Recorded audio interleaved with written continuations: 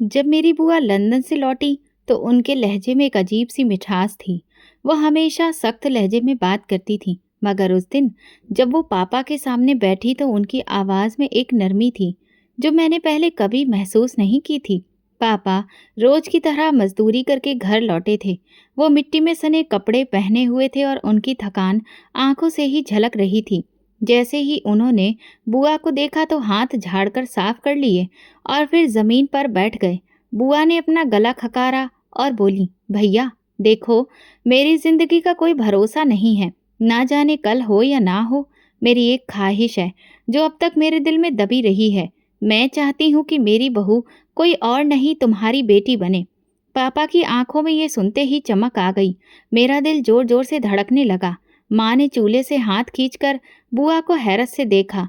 बुआ ने आगे बढ़कर मेरे सिर पर हाथ रखा। ये बहुत ही प्यारी बच्ची है। अपने बेटे के लिए तो मैं बस ऐसी ही बहू चाहती हूँ। मैं चुप रही। अंदर एक अजीब सा शोर मच रहा था, लेकिन बाहर एक शब्द भी नहीं निकल सका।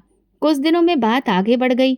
मेरी बुआ के बेटे जो लंदन में रहते थे, उनके वीज़ा और कागजात की बातें हुई। शादी की तारीख भी तय कर दी गई, लेकिन विदाई के बारे में बुआ ने साफ तौर पर कहा, विदाई तो उसी दिन होगी जब उसका पासपोर्ट और वीज़ा सब कुछ तैयार हो जाएगा। मैं अपनी बहू को फिर सीधा लंदन लेकर जाऊंगी और दुल्हन बनाकर ले जाऊंगी। सबको ये बात बहुत अच्छी लगी। हमारे जैसे गरीब लोग जो दिन भर की दिहाड़ी में अपना गुजारा करते हैं, उनके लिए ये सब कुछ एक सपने के जैसा था। माँ दिन रात प्रार्थना करने लगी। मोहल्ले की औरतें जलन से देखने लगीं। सब कहने लगे, अरे किस्मत तो देखो इस लड़की की, दुल्हन बनकर सीधा लंदन जाएगी। शादी के बाद सब कुछ बदल गया था, लेकिन एक अजीब एहसास हो रहा था। जब शादी की एक एक रस्म निभाई जा रही थी और मैं अपने पति के साथ फेरे ले रही थी, तो मेरे दिल में बहुत अजीब सी फीलिंग हो रही थी। दिल की धड़कन तेज थी, मगर मेरे चेहरे पर खामोशी थी। फिर कई दिन गुजर गए और बुआ ने कहा कि अब हम तुम्हें विदा करके ले जाएंगे। मैंने सिर्फ सिर हिलाया। पापा कुछ दिन बीमार हो गए, शायद इसलिए कि मैं पहली बार हमेशा के लिए उनसे अलग हो रही थी। वो भी इतनी दूर जा रही थी, मगर मेरी बुआ ने सब कुछ संभाल लिया था। वो दवा लाई, मेरे पास बैठी और मेरी छोटी बहन के लिए चॉकलेट भी लेकर आई। शादी का प्रोग्राम बहुत ही साधारण रखा गया था। मोहल्ले से बस कुछ ही औरतें आई थीं। बुआ ने मुझे खुद ही तैयार किया था। सुर्ख लाल रंग का जोड़ा, हल्का सा मेकअप और एक छोटी सी सोने की गले की चेन जो मेरे गले में पहना दी गई। ये मेरी पहली कमाई थी, मैंने अपने लिए रखी थी, मगर अब ये तुम्हारे नसीब की निशानी है। बुआ ने कहा। विदाई की बजाय हमें बुआ के घर जाना हुआ। एक नई दुनिया में कदम रखने के जैसा था। वहाँ सब कुछ सिस्टमैटिक ढंग से था। एक कमरा जो खास मेरे लिए तैयार किया गया था, सफ़ेद पर्दे, खुशबूदार मोमबत्तियाँ और बिस्तर पर गुलाब की पंखुड़ियाँ। पहली रात मेरी बुआ मेरे साथ ही रहीं। वो मेरे सिरहाने बैठी, मेरे बालों में उंगलियां फिराती रहीं और पुरानी बातें करती रहीं। मेरी माँ भी मुझे ऐसे ही सुलाती थी, बालों में उंगलियां फिराते फिराते। वो मुझे बहुत प्यार देती थीं। दूसरी रात जब मैंने उन्हें ये समझाने की कोशिश की कि मैं अकेले भी सो सकती हूँ, तो वो मुस्कुराकर बाहर चली गईं। मैं बिस्तर पर लेटकर छत को देखती रही। एक अनजान पति, एक नया घर और एक देश जो मेरे करीब आ रहा था, मगर इन सब में एक खामोशी थी, एक खालीपन। तीसरी रात उनका फ़ोन आया। मैं कमरे में बैठी थी। बुआ ने कॉल की और कहा, बात करो, वो तुमसे खुद बात करना चाहते हैं। मैंने फ़ोन को कान से लगाया। हेलो जी, नमस्ते, मैंने धीरे से कहा। तुम ठीक हो? उनकी आवाज़ में जज्बात नहीं थे, बस एक फॉर्मेलिटी सी महसूस हो रही थी। जी। फिर कुछ देर की खामोशी रही। बस कुछ दिनों में सब कुछ तैयार हो जाएगा, फिर हम लंदन में मिलेंगे, ठीक है, मैंने कहा और फ़ोन बंद हो गया। ये मेरी पहली और आखिरी कॉल थी उनसे। चौथी रात मेरी बुआ ने कहा, बेटी आज चेकअप है, इसलिए जल्दी निकलना होगा। लंदन जाने से पहले सारी डॉक्टरी रिपोर्ट्स ज़रूरी होती हैं। सुबह सवेरे मैं तैयार हुई। बुआ ने खुद मेरे कपड़े निकाले और उन्हें अच्छे से रखने में मेरी मदद भी की। फिर हम रिक्शा लेकर अस्पताल पहुँचे। अस्पताल साफ सुथरा लग रहा था। काउंटर पर पहुँचते ही बुआ ने कागजात निकाले और किसी से बात की। फिर एक नर्स आई और हमें एक तरफ ले गई। मैं सुकून में थी क्योंकि बुआ मेरे साथ थी। कमरे में दाखिल होने से पहले बुआ ने मेरा हाथ पकड़ा। बस कुछ टेस्ट होंगे जो हमेशा ही होते आ रहे हैं, घबराना मत। कमरे के अंदर डॉक्टर पहले से मौजूद था। एक ठीक ठाक उम्र का आदमी, चश्मा लगाए, सफ़ेद कोट पहने और चेहरे पर हल्की सी मुस्कान। बुआ ने डॉक्टर के कान के पास जाकर कुछ कहा जो मैं सुन नहीं सकी। डॉक्टर ने सिर हिलाया और फिर मेरी तरफ देखकर बोला, यहाँ बैठ जाइए। मैं सोफे पर बैठ गई। उसने मेरा ब्लड प्रेशर चेक किया और कुछ सवाल पूछे। फिर उसने कहा, एक इंजेक्शन लगाना है, खून के टेस्ट से पहले ये ज़रूरी है। मैंने अपना बाजू आगे कर दिया। फिर एक सुई चुभी और फिर जैसे दुनिया धुंधली होने लगी। कुछ सेकंड में ही सब कुछ धुंधला सा बन गया था। आँख खुली तो सिर के पीछे बहुत तेज दर्द उठ रहा था। मेरे आस-पास सब कुछ हिल रहा था, जैसे ज़मीन नहीं, पानी की छत हो। आँखों के सामने लकड़ी की दीवारें थीं, छत पर लोहे की कॉल और एक बल्ब जो धीरे-धीरे झूल रहा था। कमरे में नमी और बदबू का घुटन भरा एहसास था। मैंने उठने की कोशिश की, मगर शरीर जैसे किसी ने निचोड़ दिया हो। बाजू पर सुई का निशान बना हुआ था। हाथों में कमजोरी थी और सांस भी मुश्किल से आ रही थी। मेरे पैरों से जूते गायब थे और पहने हुए कपड़े भी बदले जा चुके थे, जो ढीले और कुछ अजीब से लग रहे थे, जैसे किसी अस्पताल या फिर कैद खाने की ड्रेस हो। कमरे में कोई भी खिड़की नहीं थी, सिर्फ एक छोटा सा रोशनदान था जहां से समंदर का नीलापन झलक रहा था। मैं रेंगते हुए उसके करीब पहुंची। नीचे पानी था, गहरा, खामोश और ना खत्म होने वाला। दूर दूर तक सिर्फ नीला रंग दिख रहा था और कुछ चिड़ियों की आवाज़ें सुनाई दे रही थीं।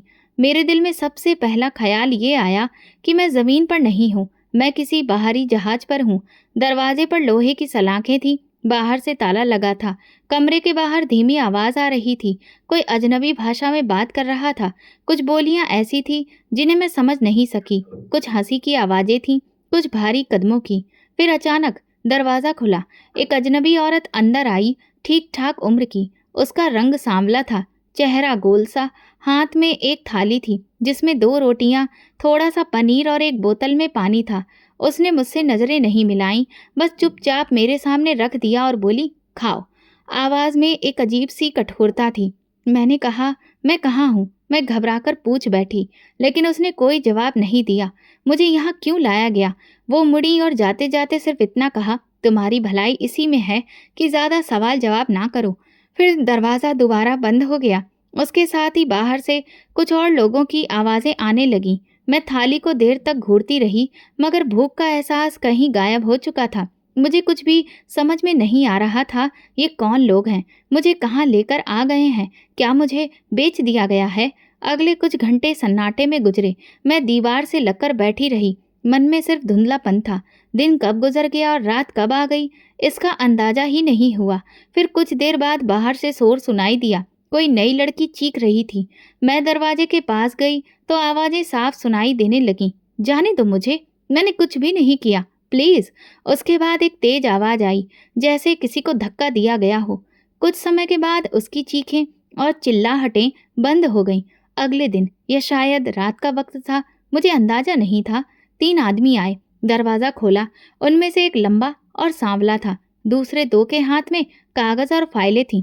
उठो, चलो हमारे साथ।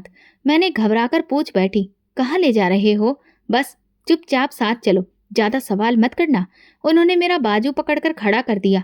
मेरी टांगें थरथरा रही थीं, मगर उन्होंने मुझे सहारा देने के बजाय घसीटते हुए बाहर निकाला। लंबी और तंग राहदारी, जंग लगी दीवारें, हर कुछ कदम पर सलाखों से बंद दरवाजे। रास्ते में मुझे और लड़कियां नजर आईं, सब जवान थीं, सारी की सारी डरी सहमी हुई। कोई हाथ बांधे बैठी थी, कोई आंखें बंद किए लेटी हुई। मुझे एक बड़े कमरे में ले जाया गया। वहाँ कुछ टेबल थी, एक कंप्यूटर और वो आदमी जो मेरी फाइल देख रहा था। उम्र 21 साल, शादीशुदा। हाँ, उन्होंने एक दूसरे की तरफ देखा। फिर एक ने दूसरे से अंग्रेजी में कहा, मार्केट वैल्यू ठीक है। मैं कुछ ठीक से समझ नहीं पाई, सिर्फ वो शब्द मार्केट वैल्यू मेरे दिमाग में अटक गया। उन्होंने मुझे दोबारा कमरे में वापस छोड़ दिया। जाते जाते उनमें से एक ने दरवाजे पर मौजूद सलाखों पर जोर से हाथ मार कर कहा, आज रात पहरा बहुत सख्त होगा, तैयार रहना। तैयार? भला किस चीज के लिए? मेरी आंखों से आंसू नहीं निकल रहे थे, जैसे शरीर ने हर एहसास को शून्य कर दिया हो। मैं बस बैठ गई, हाथों में चेहरा छुपाकर। फिर मुझे वो दिन याद आया जब मैं अपनी बुआ के साथ अस्पताल गई थी। तब शायद मेरी किस्मत नहीं बदली थी, बल्कि मेरी कीमत लगाई जा रही थी। फिर याद आया उनका कहना था, ये मेरी जिम्मेदारी है। ये उनकी जिम्मेदारी थी मुझे बेच देना। मेरे सवाल का जवाब साधारण था, मगर उसका सच बहुत भारी था। हाँ, मुझे बेचा गया था। कमरे के बाहर कदमों की आहट सुनाई दी। अब तो ये रोज का हो चुका था। दिन में 2 या 3 बार कोई आता, पानी या रोटी फेंक कर चला जाता। मगर आज कदमों की रफ्तार कुछ अलग ही सुनाई दे रही थी, जैसे कोई बहुत जल्दबाजी में हो। दरवाज़ा खुला, 3 आदमी अंदर दाखिल हुए। उनमें से एक वही था जो पहले दिन मेरी फाइल देख रहा था। बाकी 2 के चेहरे नए थे। एक ने खामोशी से मेरी तरफ एक लिफाफा बढ़ाया, फिर तीनों बिना कुछ कहे वहां से वापस मुड़ गए। दरवाज़ा बंद हुआ, फिर वही अजीब सी आवाज़ें। मैंने लिफाफा हाथ में लिया, उंगलियों से खोला। अंदर एक चिट्ठी थी, नीली कलम से लिखी हुई। जैसे जैसे मैं पढ़ती गई, आंखें कागज़ पर जम गईं, मगर जो शब्द लिखे थे वो दिल पर छुरियों की तरह उतरते चले गए। हेलो, मुझे पता है कि तुम ये पढ़कर सदमे में आ जाओगी, मगर अब मेरे पास तुमसे छुपाने को कुछ भी नहीं बचा है। तुम्हें अब सब कुछ सच जान लेना चाहिए। मेरी माँ यानी तुम्हारी बुआ लंदन में बहुत बीमार थीं। उनके इलाज के लिए बहुत पैसे चाहिए थे, इतने कि मेरे बस के बाहर थे। मैंने आंखें बंद कर ली। दिल चाहा कि अब आगे पढ़ना बंद कर दूं, लेकिन हाथ रुक नहीं पाए। ये वो वक्त था जब हमें एक मौका दिया गया, एक ऐसा रास्ता जिससे हमें पैसे भी मिलते और तुम्हारा नाम भी छुपा रहता। माँ ने कहा वो बहुत अच्छी है, शरीफ है, और सबसे बड़ी बात उसके लिए पूछने वाला भी कोई नहीं है। मेरी उंगलियां कांपने लगीं। मैं आगे शब्द पढ़ने ही जा रही थी, लेकिन जैसे हाथ इनकार कर रहे थे। मैंने तुम्हें बेच दिया। ये लिखना आसान नहीं है, लेकिन सच यही है। मैंने तलाक के कागजों पर दस्तखत कर दिए हैं और तुम्हें भेज दिया है। अब तुम आज़ाद हो। इस कैद में अब तुम्हें कोई नहीं पहचानेगा। तुम्हारी कीमत लगी और बहुत अच्छी लगी। ये जुमला आखिरी कतरा था। बस थैंक यू कहना था तुमने। मेरी माँ की जान बचा ली। तुम्हें शायद मुझसे नफरत हो रही होगी, मगर सच कहूँ, मुझे तुमसे कभी मोहब्बत नहीं हुई थी। तुम सिर्फ एक समाधान थी, एक सौदा। चिट्ठी मेरे हाथ से छूटकर जमीन पर गिर गई। मैं देर तक दीवार से टिककर बैठी रही। बाहर समंदर की आवाज आ रही थी, जैसे वो भी मेरे हाल पर मातम कर रहा हो। कमरे की हवा कुछ भारी हो गई थी। रोशनदान से आने वाली रोशनी भी अब धीमी पड़ चुकी थी। वो चिट्ठी जो मेरे हाथ में थी अब एक रसीद लग रही थी, मेरी बर्बादी की कानूनी रसीद। रात गए किसी ने दरवाजे पर दस्तक दी। मैंने कोई जवाब नहीं दिया। फिर दरवाज़ा खुला, एक लड़की अंदर दाखिल हुई। वो शक्ल से बंगाली लगती थी, बाल उलझे हुए, कपड़े भी अजीब से। तुमको भी चिट्ठी दी गई? उसने पूछा। मैंने सर हिला दिया। मेरे पति ने तो वीडियो भेजा था, उसमें वो हंस रहा था, कह रहा था बचपन की दोस्ती का कर्ज उतारा है, तुझे बेचकर अपना वादा पूरा किया है। वो हंसने लगी, बेआवाज, जैसे हंसी नहीं पागलपन हो। मैंने उससे पूछा, ये सब कब तक चलेगा? वो बोली, जब तक हम बिकने के काबिल हैं, फिर हमें फेंक दिया जाएगा। अगले 3 दिन में लड़कियों को ले जाया गया। एक लड़की ने विरोध करने की कोशिश की तो उसके मुंह पर थप्पड़ों की बारिश हो गई। उसे घसीट कर ले जाया गया। बाकी सब पत्थर बनी बैठी रहीं, जैसे हर किसी को अपनी बारी का इंतजार हो। दोपहर के वक्त दरवाजे के नीचे से एक नई चप्पल फेंकी गई। उस पर मेरा नाम लिखा था, साथ में एक यूनिट नंबर भी। मैंने चप्पल नहीं पहनी। मुझे सिर्फ अपना नाम देखकर यह एहसास हुआ कि अब मैं कोई इंसान नहीं, सिर्फ एक यूनिट हूँ। शाम को एक आदमी आया, सफ़ेद वर्दी में, हाथ में फाइल। उसने कहा, तैयारी रखो, कल सुबह तुम्हें शिफ्ट करना है। कहाँ? मैंने पूछा। वहीं जहाँ तुम्हारी कीमत के मुताबिक जगह होगी। फिर वो चला गया। सुबह होने से पहले ही मुझे जगह दिया गया। 2 मर्द कमरे में आए। एक के हाथ में वर्दी जैसे कपड़े थे, दूसरे के हाथ में छोटा सा बैग। उन्होंने कहा, ये लो, पहन लो। कोई सवाल नहीं। वो दरवाजे पर इस तरह खड़े हो गए जैसे अगर मैं मना करूं तो जबरदस्ती करेंगे। मैं खामोशी से वो ड्रेस पहन ली। सर पर नकाब डाला गया जो आधे चेहरे को ढक रहा था। बैग में मेरे वही पुराने कपड़े थे जो शायद पहले दिन बदल दिए गए थे, एक कोने में दबे हुए, जैसे मेरा अतीत अब एक बोझ हो गया हो। कुछ ही देर के बाद मुझे एक कश्ती में बिठाया गया। 3 और लड़कियां साथ में थीं, सब चुपचाप। कश्ती कुछ घंटे चली, फिर एक बंदरगाह पर उतारा गया। वहां पहले से एक वैन मौजूद थी। दुबई की सड़कों पर वो वैन चलती रही। खिड़की से बाहर देखने की हमें इजाजत नहीं थी। वैन में एक और औरत भी थी जो बार बार कह रही थी, चुप रहना, यहाँ कोई सवाल नहीं करना। कई घंटे बाद एक बड़ी सी इमारत के सामने गाड़ी रुकी। बाहर से आम सा होटल लगता था, मगर अंदर एक और ही दुनिया थी। स्वर्ग जैसा कालीन, शीशे की लिफ्ट, चमकते हुए फर्श और एंट्रेंस पर 3 अलग-अलग भाषा बोलने वाले लोग। हमें पीछे के दरवाजे से ऊपर ले जाया गया। एक लंबा रास्ता जहाँ दरवाजों पर नंबर लिखे थे, मगर कोई नाम नहीं। मुझे कमरा नंबर 408 दिया गया। कमरा साफ सुथरा था, लेकिन बेरंग। एक बेड, एक कुर्सी, एक अलमारी। दीवार पर एक कैमरा लगा हुआ था, बिल्कुल कोने में। ये क्या है? मैंने दरवाज़ा बंद करने वाले से पूछा। सिक्योरिटी, यहाँ हर चीज़ की मॉनिटरिंग होती है। फिर वो हंसकर बोला, जैसे तुम्हारे सुलूक की। फिर दरवाज़ा बंद किया और चटकनी लगा दी। शाम तक कोई नहीं आया।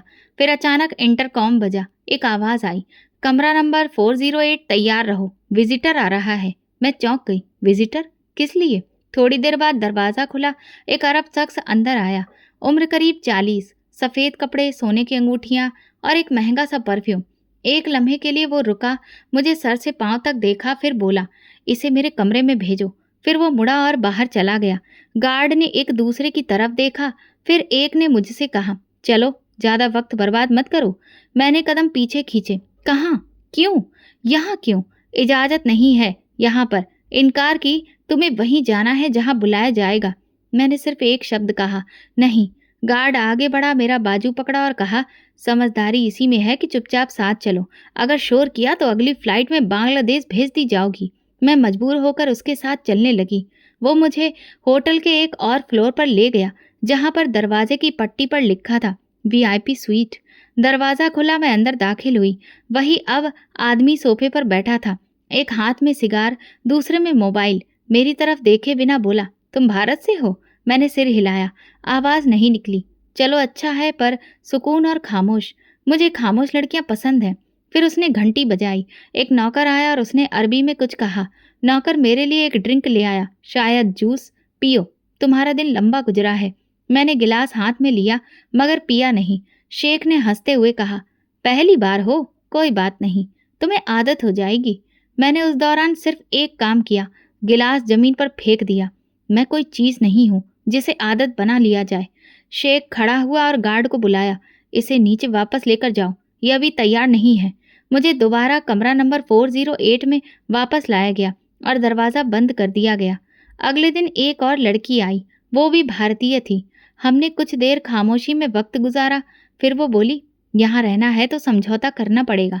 जिसने मुंह खोला वो अगले जहाज में होती है, पता भी नहीं चलता कहाँ गई। मैंने पूछा, कोई बचा है यहाँ से? सुना है एक लड़की दुबई पुलिस तक पहुँच गई थी, मगर उसके बाद वही पुलिस वाले गायब कर दिए गए। हमने खिड़की से बाहर देखा। नीचे एक स्विमिंग पूल था और कुछ लड़कियां तैराकी कर रही थीं, वही यूनिफॉर्म में, वही बेजान चेहरों के साथ। ये होटल नहीं, बाजार है। यहाँ सब कुछ बिकता है, बस कीमत तय होना बाकी होती है। वो लड़की बोली और फिर खामोश हो गई। रात को दरवाजे के नीचे एक पर्ची फेंकी गई। उस पर लिखा था, तुम्हारा अगला ग्राहक 8 बजे पहुंचेगा, तैयार रहो। मैंने पर्ची को देखा और दिल ही दिल में फैसला किया, मैं यहाँ रहूं या ना रहूं, लेकिन जो कुछ भी मेरे साथ हुआ वो मैं किसी और के साथ नहीं होने दूंगी। ये अंधेरे हमेशा नहीं रहते। उसी दिन होटल में कुछ गैर मामूली हलचल थी। स्टाफ तेजी से इधर उधर भाग रहा था। दीवारों पर लगी लाइटें साफ की जा रही थी। लॉबी में नए फूल लगाए जा रहे थे। कमरे के बाहर एक गार्ड ने आकर सिर्फ इतना कहा, आज कोई खास मेहमान आ रहा है, सब अलर्ट रहो। मैंने खुद से सवाल किया, खास मेहमान का हमसे क्या लेना देना? लेकिन सवाल पूछने का कोई फायदा नहीं था। शाम को दरवाज़ा खुला। एक नई पोशाक लाई गई, सफ़ेद और नीले रंग की, खूबसूरत लेकिन साधारण। उसके साथ एक नोट था, ये पहनो, आज तुम्हें नीचे बुलाया जा सकता है। मैंने उस ड्रेस को वहीं रख दिया। किसी नोट या आदेश की अब मेरे लिए कोई अहमियत नहीं थी। मैं वही पहन रही थी जो मेरे शरीर पर था। 8 बजे के करीब इंटरकॉम बजा। कमरा नंबर 408 तैयार हो जाओ, विजिटर तुम्हें देखना चाहता है। मैंने कुछ नहीं कहा, खामोशी से दरवाजे के सामने खड़ी हो गई। दरवाज़ा खुला। गार्ड ने मुझे नीचे ले जाने का इशारा किया। मैं उनके साथ लिफ्ट में सवार हुई। लिफ्ट का शीशा साफ था और नीचे जाते हुए पहली बार मैंने खुद को पूरी तरह से देखा। सूखा हुआ चेहरा, आंखों के नीचे हल्के काले घेरे, और वो चेहरा जो अब अपना नहीं लगता था। लॉबी में पहुंचे तो वहां काफी लोग थे। सबकी नजरें व्यस्त, कोई किसी से बात कर रहा था, कोई लैपटॉप पर झुका हुआ था। उन सब में एक लड़का बिल्कुल अलग खड़ा था। ऊंचा कद, बादामी रंग, काले कपड़े और हाथ में एक फाइल। जैसे ही उसने मेरी तरफ देखा, तुरंत सन्न रह गया। उसके हाथ से फाइल नीचे गिर गई और आंखें मुझ पर जम गईं। गार्ड ने इशारा किया, यही है, देख लो। वो मेरे पास आया, बहुत धीरे से, जैसे किसी सपने की तरफ बढ़ रहा हो। ये तुम हो? उसने धीरे से कहा, जैसे खुद से पूछ रहा हो। मैंने कुछ नहीं कहा, बस नजरें झुका ली। मेरा नाम रोहन है, वो बोला। मैं दुबई में एक टेक्सटाइल बिजनेस का मालिक हूँ। मैं यहाँ किसी और काम से आया था, मगर जैसे ही तुम्हें देखा, वो रुक गया। फिर जेब से तस्वीर का एक फ्रेम निकाला और मेरे सामने रखा। ये देखो। तस्वीर में एक लड़की बच्चों के साथ खेल रही थी। कपड़े मिट्टी से सने हुए थे, हंसती हुई, बाल बिखरे हुए, और वो चेहरा, वही मेरा चेहरा था। ये तस्वीर 2 साल पहले इंडिया के एक गांव में ली गई थी। वहां मैं बिजनेस के सिलसिले में गया था। तब मैंने ये तस्वीर ऐसे ही ले ली थी, लेकिन बाद में ये मेरी हर फाइल, हर लैपटॉप, हर एल्बम का हिस्सा बन गई। मैंने तस्वीर को ध्यान से देखा और जैसे याद आया वो दिन जब मैं बच्चों को खेलना सिखा रही थी।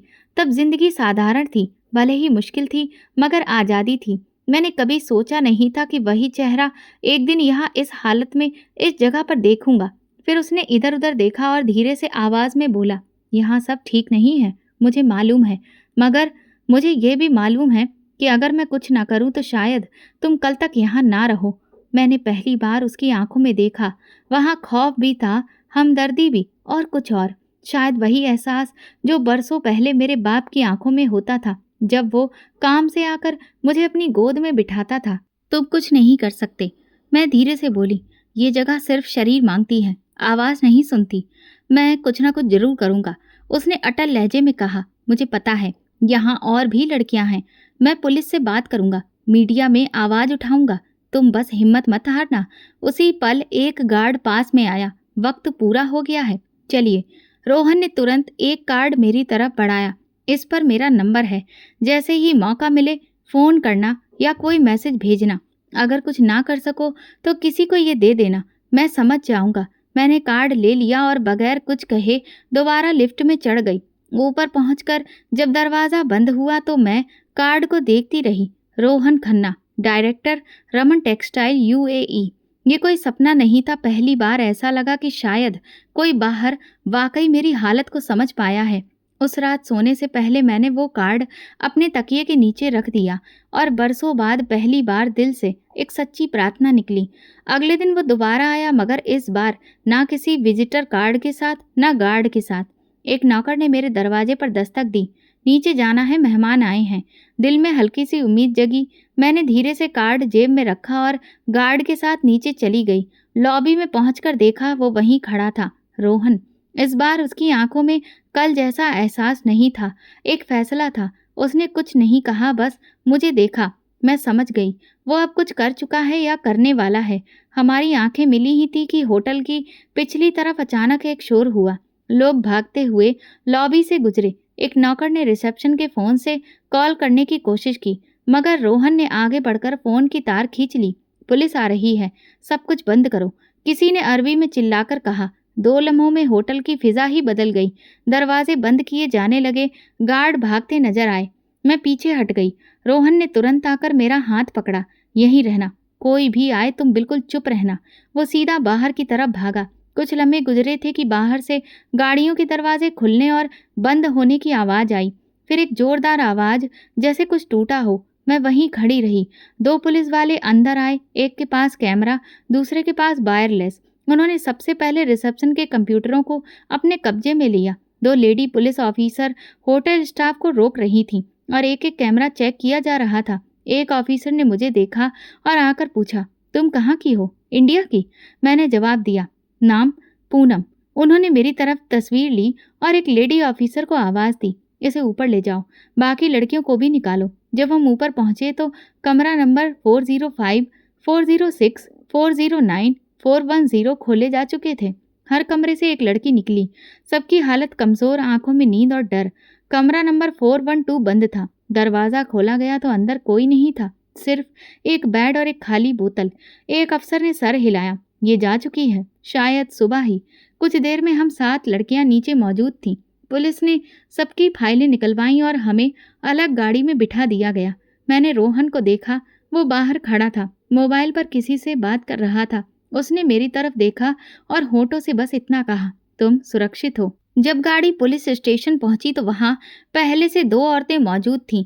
हमें एक एक करके अंदर बुलाया गया। मेरे कमरे में एक टेबल, एक ऑफिसर और एक औरत बैठी थी। क्या तुम्हें यहाँ जबरदस्ती रखा गया था? ऑफिसर ने पूछा। जी, मुझे धोखे से यहाँ लाया गया था। क्या तुम्हें खरीदा गया था? मैंने सर झुकाकर कहा, हाँ। उन्होंने मेरे बयान को लिखा, कुछ तस्वीरें दिखाई जिनमें कुछ आदमी वही थे जो कमरों में आते थे। मैंने पहचान की और दस्तखत किए। एक और लड़की आई, शायद नेपाली। वो बोली, मेरी बहन भी साथ थी, मगर उसे पिछले हफ्ते कहीं ले गए। उसके बाद से उसकी कोई खबर नहीं है। हमें एक कांस्टेबल के हवाले किया गया, जहां कुछ दिनों के लिए हमें सही सलामत रखा जाना था। हम जिस जगह पहुंचे वहां एक बड़े हॉल में हमें एक साथ रखा गया। एक सामाजिक कार्यकर्ता आई और बोली, आप सब में से जो भी अपने देश वापस लौटना चाहते हैं उनके लिए हम ठीक ठाक बंदोबस्त करेंगे, और जो कानूनी कार्रवाई करना चाहता है वो भी मुमकिन है। रात को हम 3 लड़कियां बिस्तर पर लेटी रहीं, खामोश। बाकी 4 को कहीं और भेजा जा चुका था। शायद उनके केस ज्यादा गंभीर थे, या शायद उनके पास कोई पहचान नहीं थी। मैंने रोहन का कार्ड अभी भी संभाल कर रखा था। अगले दिन उसने कांस्टेबल को कॉल किया। मैं उस लड़की से मिलना चाहता हूँ जिसे कल होटल से रेस्क्यू किया गया था। कांस्टेबल ने वक्त दिया और वो आया। उसने कहा, मैं तुम्हें यहाँ नहीं छोड़ सकता, मेरे घर में जगह है। मेरी माँ चाहती है कि तुम कुछ दिन हमारे साथ रहो। मैंने इनकार नहीं किया। किसी के साथ चलना भी एक रिस्क था, लेकिन उसने जो भी किया था उस पर अब मुझे शक नहीं रहा। 3 दिन बाद मैं उसके साथ उसके घर गई, और जब पहली बार किसी दरवाजे पर कदम रखा तो किसी ने कहा, बेटी अंदर आओ, तुम हमारे लिए अमानत हो, बोझ नहीं। वो पहली शाम थी जिसमें अंधेरा नहीं था। जब मैं उसके साथ घर में दाखिल हुई तो पहली चीज जो महसूस हुई वो खामोशी थी। लेकिन ये खामोशी वैसी नहीं थी जो पिछले कमरों में होती थी। यहाँ दरवाजे पर एक छोटा सा मंदिर रखा देखा था। दीवार पर माँ बाप की पुरानी तस्वीरें और आंगन में लगे फूल जो हवा के साथ हिल रहे थे। उसने धीरे से कहा, माँ, ये वही है। वो आ गई।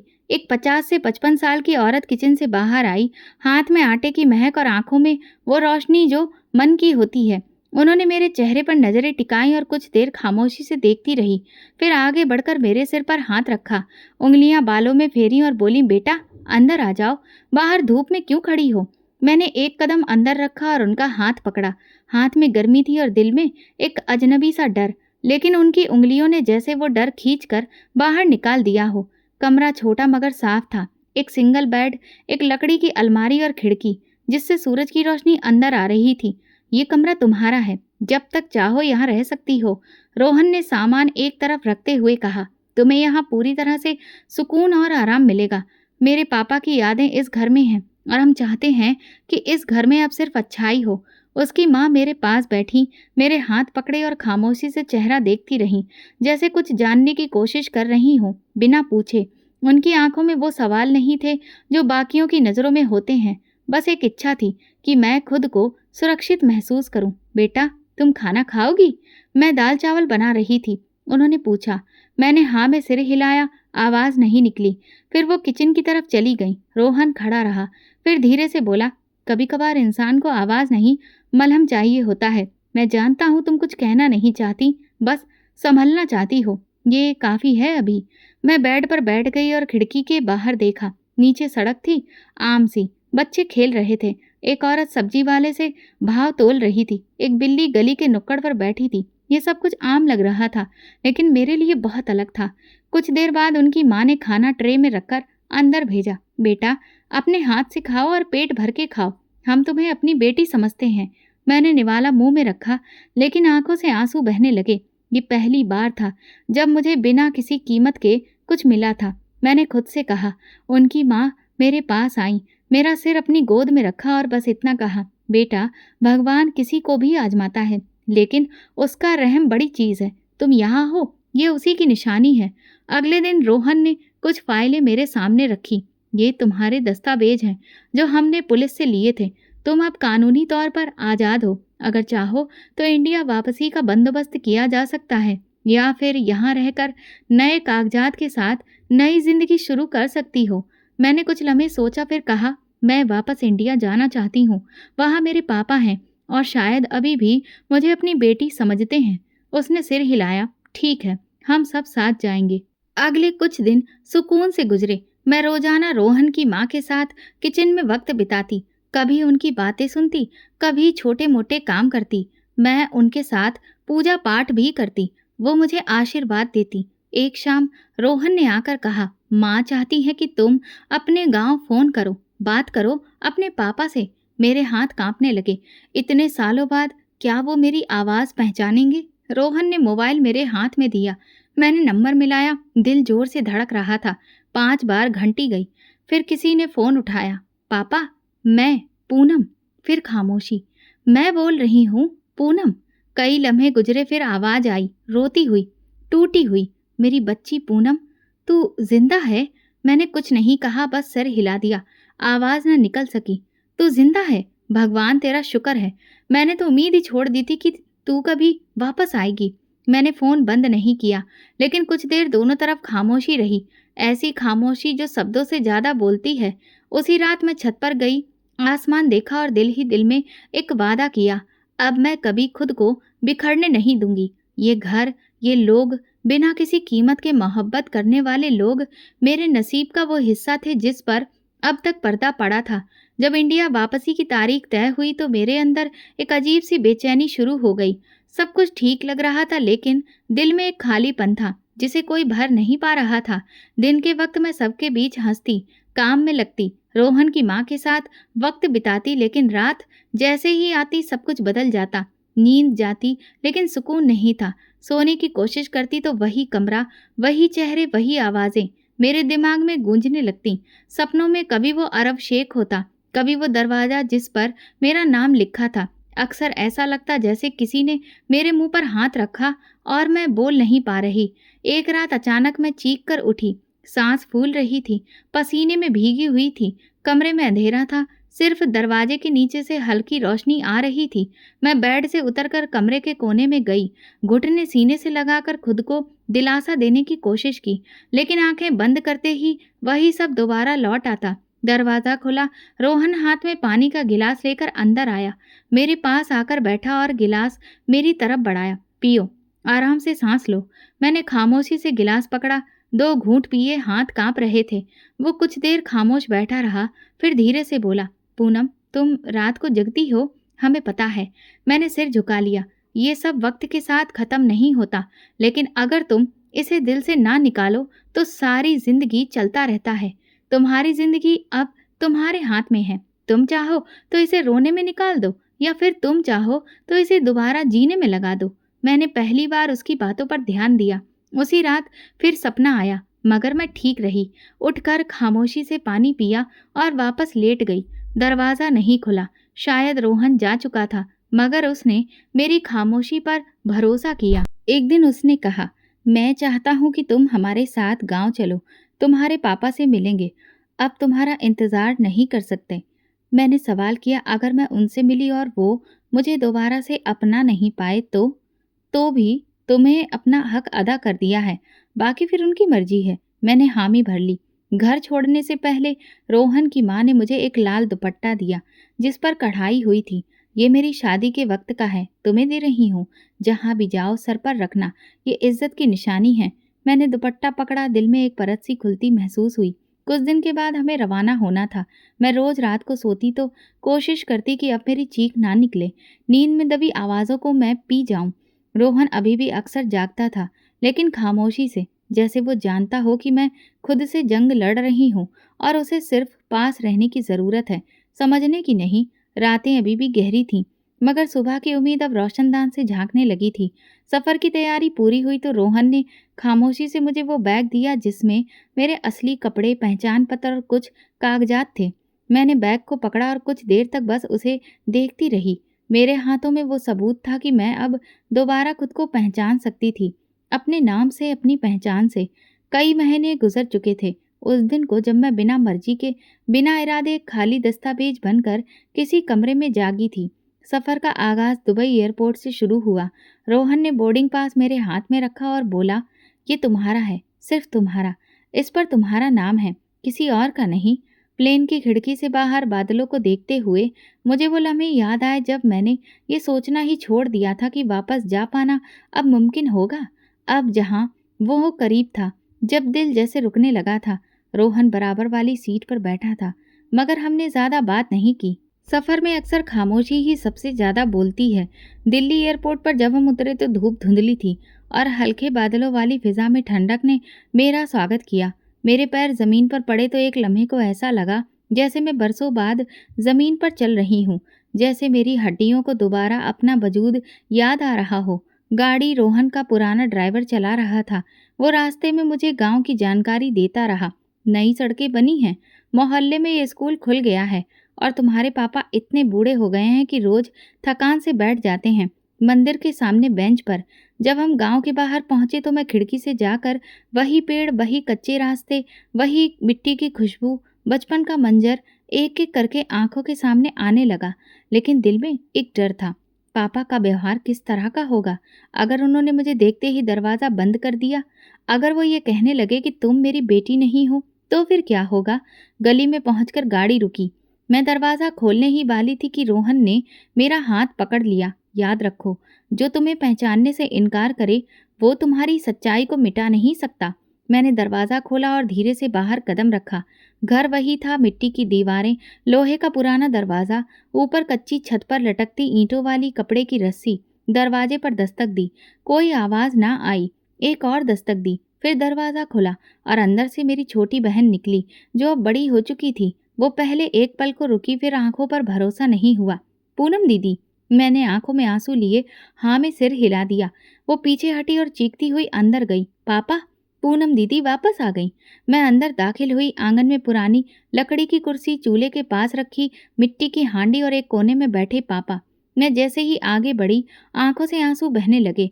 कदमों में जान नहीं रही थी। मैं पापा के सामने पहुंची ही थी कि वो खुद फर्श पर बैठ गए। दोनों हाथ उठाकर मेरे पैर पकड़ लिए। बेटी, मैंने तुझे विदा किया था लाश समझकर, मगर तू जिंदा लौटी है। मेरे आंसुओं का बहाव रुक नहीं रहा था। मैं झुककर अपने पापा के कंधे से लगी और वो मुझे सीने से लगाए रोते रहे। घर के बाकी लोग इकट्ठे हो चुके थे। कोई दरवाजे के पास खड़ा हैरानी से देख रहा था, कोई चुपचाप खिड़की से झांक रहा था। रोहन एक तरफ खामोश खड़ा था, जैसे ये लम्हा सिर्फ हमारा हो। पापा ने मुझे देखकर कहा, क्या हुआ? कहाँ रही थी तुम इतने दिन? मैंने सिर्फ इतना कहा, पापा। जिंदा थी, बस दूर थी। उन्होंने मेरे सिर पर हाथ फेरा। तू मेरे लिए मरकर भी जिंदा थी। मैं रोज प्रार्थना करता था कि या तो तेरी खबर आ जाए या फिर तू ही आ जाए। आज भगवान ने दोनों ही दे दिया। रोहन कुछ लम्हों के बाद आंगन से निकल गया। शायद उसने महसूस किया कि अब मेरे और पापा की बातों को प्राइवेसी की जरूरत है। उस रात मैंने वही कमरा दोबारा देखा जहां बचपन में सोई थी। वही बिस्तर, वही दीवार पर पुरानी घड़ी जो अभी भी बंद थी। मैंने पापा से पूछा, क्या आपको लगा था कि मैं वापस आऊंगी? मैंने कभी उम्मीद ही नहीं छोड़ी, वो बोले, लेकिन जुबान से कुछ नहीं कहा। बस दिल में यकीन रखा, भगवान जैसे ले जाता है वो वापस भी ला सकता है। अगले दिन मोहल्ले में बात फैल गई। लोग देखने आने लगे। कुछ आंखें मोहब्बत से देख रही थी, कुछ सवाल से भरी थी और कुछ बस तमाशा देखने आई थी। लेकिन पापा ने हर एक से साफ कहा, ये मेरी बेटी है, मेरी पूनम, और जिसने इसका साथ दिया वो मेरा बेटा। उनके लहजे में दृढ़ता थी, कोई शक नहीं। रात को रोहन आंगन में बैठा था। मैं चाय लेकर उसके पास गई। थैंक यू, मैंने कहा। किस लिए? उसने सवाल किया। मुझे वापस लाने के लिए। उसने चाय ली और धीरे से कहा, अभी तो सिर्फ लाया हूँ, असली वापसी तो तुम्हारा फिर से जीना है। वो तुम्हें खुद ही करना होगा। पापा के घर लौटे कुछ ही दिन हुए थे, लेकिन ऐसा लगता था जैसे बरसों की थकान किसी नरम हाथ ने धीरे धीरे उतारना शुरू कर दी हो। मैं रोज सुबह आंगन धोती, पापा के पुराने गमलों में पानी देती और फिर कमरे में आकर खामोशी से बैठ जाती। ये वही दीवारें थीं, वही गांव था, मगर मैं अब वैसी नहीं रही थी जो कभी यहाँ हंसती थी, खेलती थी, सपने देखती थी। अब हर कदम नाप तोल कर रखती थी, जैसे ये जिंदगी मेरी नहीं किसी और की हो और मैं बस एक कर्ज उतारने आई हूँ। लेकिन अब भी कुछ था जो अंदर ही अंदर खटकता था। शायद ये एहसास कि जिसने मेरे साथ इतना बड़ा गुनाह किया वो आज भी आज़ाद घूम रहा है। जिसने मुझे इंसान नहीं कोई सौदा समझा, मेरी कीमत लगा दी गई। ये सोचकर ही मेरे अंदर का कोई कोना हर दिन थोड़ा-थोड़ा मर रहा था। अगली सुबह रोहन का फ़ोन आया। उसने कहा, "पूनम, मुझे पता है कि तुम बहुत कोशिश कर रही हो अपनी ज़िंदगी पहले जैसी बनाने की, लेकिन ये सब तुम्हारे लिए आसान नहीं होगा, क्योंकि कहीं न कहीं एक गुस्सा तुम्हारे अंदर पल रहा है और अब वक़्त आ गया है कि इस गुस्से को ख़त्म किया जाए और तुम्हारे मुजरिमों को सज़ा दिलवाई जाए।" मैंने कहा, "मैं कुछ समझी नहीं।" उसने कहा, "तुम्हारी शादी से जुड़े जो भी सबूत, तस्वीरें तुम्हारे पास हों, सब इकट्ठा कर लो। मैं कुछ ही देर में तुम्हारे पास आ रहा हूँ।" ये सुनकर मुझे थोड़ा अंदाज़ा हो गया कि क्या होने वाला है और इसी के साथ मेरे अंदर एक नया जोश भरने लगा। कुछ देर बाद रोहन आया। मैंने अपने पास जो भी दस्तावेज़, तस्वीरें और सबूत थे, वो सब उसे दे दिए। फिर हम दोनों एसपी कार्यालय गए। वहाँ मैंने एक-एक बात बताई, कैसे मेरी बुआ मुझे अस्पताल लेकर गई, कैसे वहाँ डॉक्टर ने इंजेक्शन लगाया और फिर मुझे कुछ याद नहीं रहा।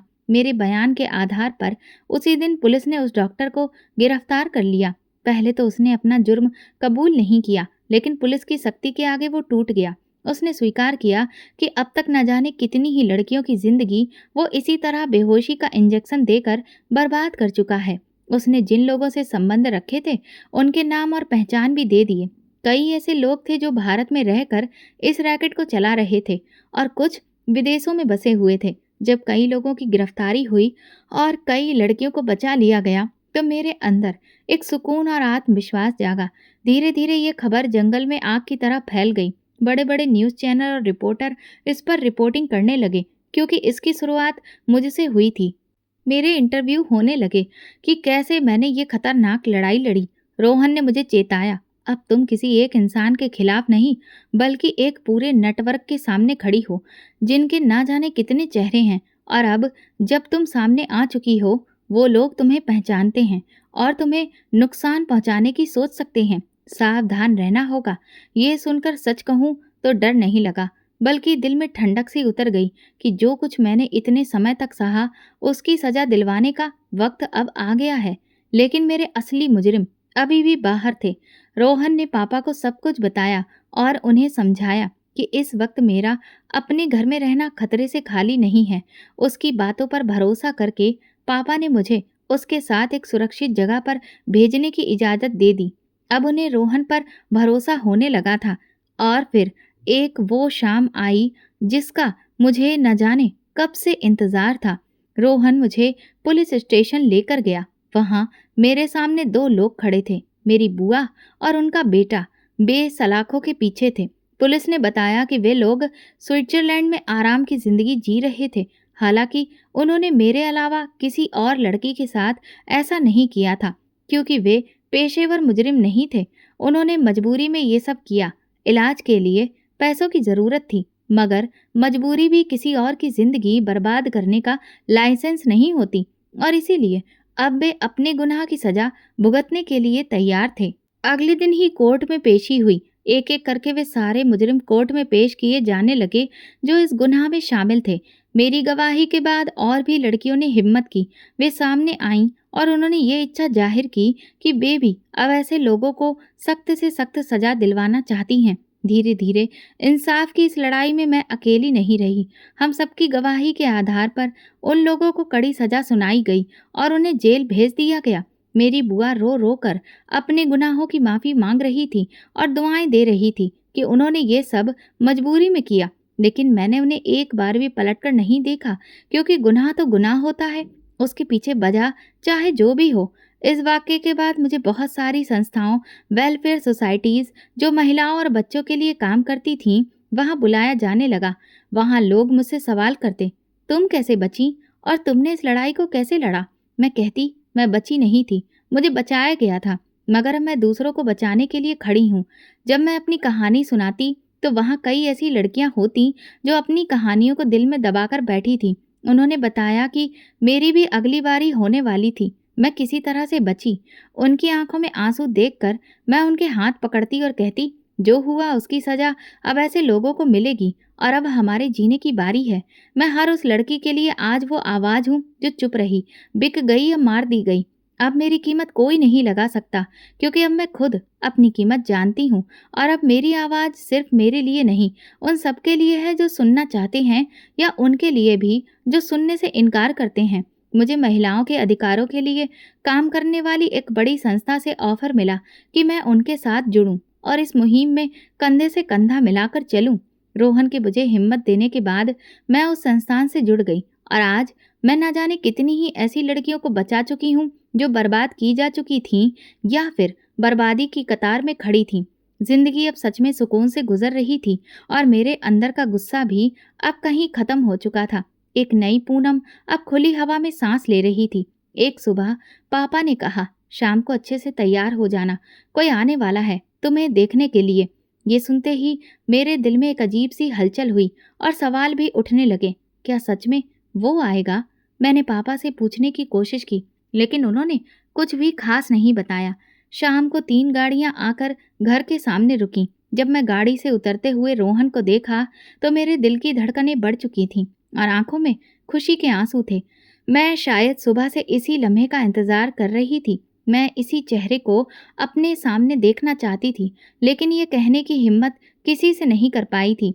रोहन ने मुझे देखा और अपने चेहरे पर हल्की शरारती मुस्कान फैलाई। उसकी माँ मेरे पास आई। उन्होंने प्यार से मेरे सर पर हाथ रखा। कुछ रस्मी बातें हुई और शादी की तारीख तय कर दी गई। मेरे लिए काफ़ी सारे गिफ्ट्स लाए गए, जिनमें कपड़े, जेवर और न जाने क्या क्या था। 1 हफ्ते बाद ही शादी थी, बहुत ही साधारण तरीके से। पापा बहुत खुश थे, क्योंकि उनकी प्यारी बेटी की जिंदगी एक बार फिर से बसने वाली थी। 1 हफ्ते बाद मेरी और रोहन की अच्छे से शादी हो गई। मैं कभी सोच भी नहीं सकती थी कि एक दिन मेरी जिंदगी, जो कि नर्क जैसी हो गई थी, आज उसे एक बार फिर से स्वर्ग बनने का मौका मिलेगा। लेकिन ये सब सिर्फ रोहन की वजह से हो पाया, और भगवान की कृपा से। शादी के बाद रोहन ने इंडिया में ही रहने का फैसला कर लिया। वो अपना यहाँ का फैलाया हुआ कारोबार संभालता है, और दुबई का कामकाज वो महीने में 2-3 बार वहाँ जाकर देख लेता है। मैं अभी भी अपनी मुहिम से जुड़ी हुई हूँ, जिसने मुझे एक नई पूनम, एक नई पहचान दी है। तो दोस्तों, अगर आपको हमारी कहानी पसंद आई हो तो कमेंट करके ज़रूर बताएं। वीडियो को लाइक करें और ज़्यादा से ज़्यादा शेयर करें। अगर आप चैनल पर नए हैं तो सब्सक्राइब ज़रूर करें और नोटिफिकेशन बेल को दबाएं, ताकि अगली अपडेट सबसे पहले आपको मिले। धन्यवाद।